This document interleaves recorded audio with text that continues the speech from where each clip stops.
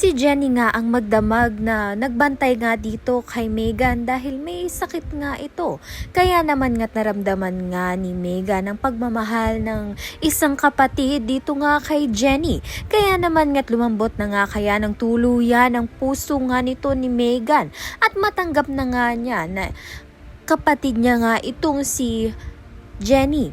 Sa kabilang banda naman nga, dahil ito ngang si Nate ay gusto na ngang maging girlfriend, ito ngang si Jenny. Kaya naman nga nakikuntsaba nga itong si Nate sa mga kagrupo nga nito ni Jenny sa Yumi.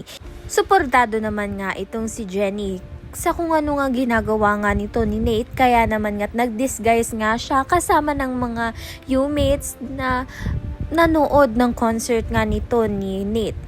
At doon nga sinabi nga ni Nate ang pagmamahal niya nga dito kay Jenny. Subalit hindi nga dapat malaman na si Jenny nga ang sinasabihan nito ni Nate dahil magkakagulo nga ang mga Yumates. Kaya naman nga't yan at iba pa ang dapat nating pakaabangan. Maraming salamat sa iyong panunood.